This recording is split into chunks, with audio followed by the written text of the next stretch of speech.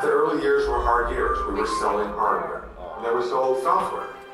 In the background, we had a group that kept on making animated shorts. It was something Ed Catmull really loved, but still it was not our business. Evan Osby and Bill Reeves were teaching me how to use the modeling system. And there was a Alexa lamp sitting there on my drawing table. And I started animating it as though it was alive and thinking about, okay, if a Alexa lamp was alive, how would it move around? Then the fateful day that Tom Porter came into the graphics room with Spencer, his son. I started thinking, what would a baby lamp look like? And in the computer, I was able to scale different parts of the lamp differently.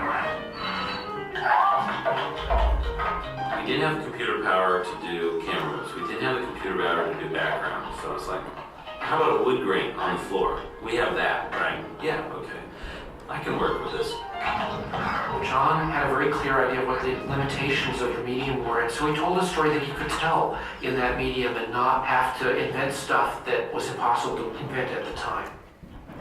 And we premiered it at SIGGRAPH. As soon as the lamp moved, people started going crazy. And then the ball came in and they were going nuts. It's only a minute and a half long. Before it was done, people were giving it a standing ovation. And people were just talking about it forever as the first time they'd seen it. And the it that they had seen was the first time they'd seen emotion and character and storytelling in a computer animated film. They laugh, they cry, they go out singing the songs. And I'll never forget Jim Blinn, one of the giants in the computer graphics research world, came to me after the show. And he said, John, I have a question for you. And I thought, oh no. Jim Blinn, he's going to ask me about the self-shadowing algorithm. I know he is. I don't know that. He goes, John, was the parent lamp a mother or a father?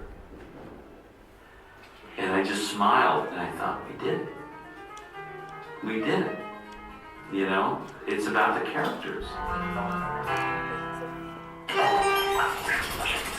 Tin Toy was probably the hardest of the shorts. It was this great little idea that I had gotten from looking at videotape of my nephew playing with his toys.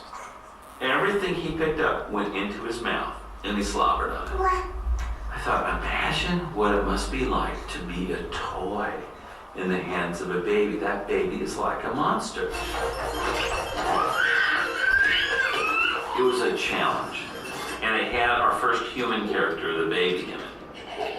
It was a much more organic kind of character. Skin, facial animation, even though when you look at it today, you sort of, ooh, that's a weird looking baby. It was the first 3D computer animation ever to win an Academy Award. But the most important thing that Tin Toy did was plant in our heads the idea of toys being alive. And out of that grew Toy Story. Our long-term goal was to make an animated film. In fact, everybody in the industry knew this group was dedicated to doing that.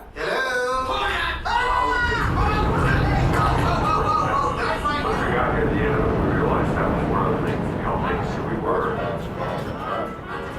Evan and I said, you know what, we should continue doing short films. Because for what it did for me as an artist, as a director, I want to make sure and we give that opportunity to other people in the studio. You want to be able to have an opportunity to experiment with things without committing to it for a full feature film. But we do think that people enjoy them. And that's enough reason. If people go to our films, I'm having a great time and we will succeed. And the shorts are part of that enjoyment.